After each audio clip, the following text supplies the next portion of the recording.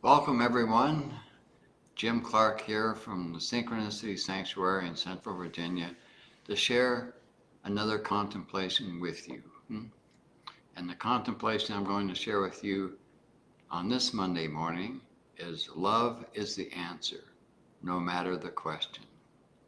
Conscious living is creating wholeness through balance. In the relative field which governs all experience, the negative polarity is the default dominant polarity. Therefore, to create balance, we must consciously emphasize the non-dominant opposite polarity, the positive. Last week, I ended the live stream with this quote, "Love is the answer no matter the question." So this week, we're going to look at what this means. What is love in this quote, and what is question in this quote? The positive polarity in the relative field of experience is love. Question is the negative polarity, insofar as it points to the mind, which is always questioning. No matter the question, no matter what stories the mind is creating, the answer is now. To be present in the moment is to know. To be present is to be anchored in the truth of who you are, where becoming is no longer dominant, where the ego cannot go, where you as consciousness, as source, simply are. The ego exists simultaneously with love, with the present, with the truth of who you are, but the ego can't know the present. It can't know love. The purpose and the role of ego is to maintain the game of being the opposite of who you truly are, the opposite of consciousness, the opposite of love. It's always a matter of balance. Consistent balance in the relative field of human experience yields wholeness. Being dominates becoming, and the endless questions of the mind cease because the mind cannot question the presence of love. Love disempowers ego, severs the ties of identification you have with the ego, mind, body, senses, etc. It dominates your experience because you're experiencing yourself from a platform of the power of who you truly are.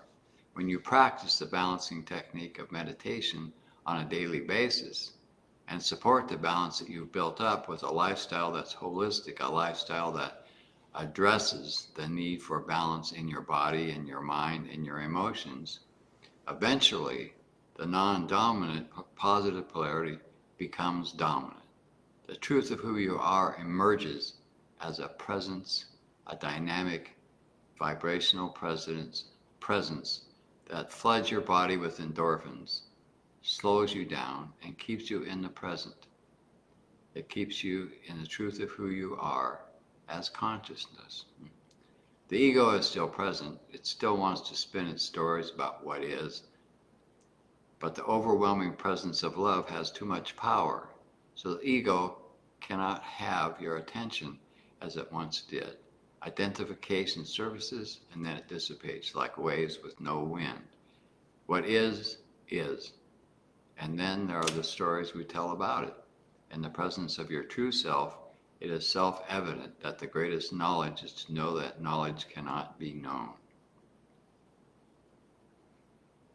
Another way to state this is a quote that I ran across the other day that kind of points to the same thing. Trees do not force their sap, nor does a flower push its bloom. Rainer Maria Rilke.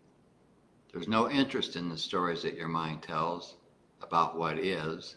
What is simply is, and that's enough.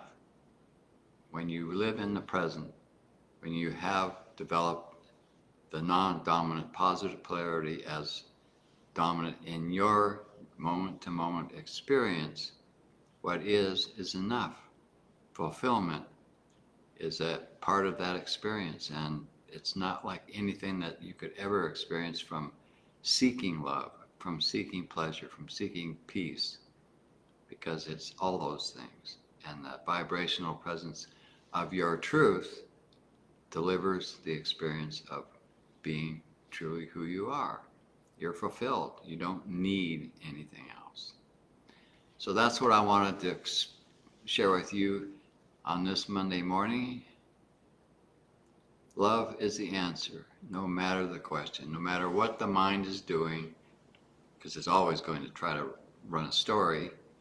No matter what it's doing, no matter what the negative polarity is trying to do, as long as you remain dominant in your presence, then the positive polarity dominates, the negative polarity is disempowered, and your growth and your fulfillment is always the dominant part of your experience. So what is, and that's enough. So that's what I wanted to share with you on this Monday morning, a bright, sunny spring morning here in Virginia, and I wish you the same wherever you are.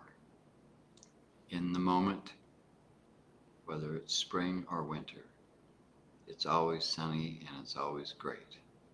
Thank you.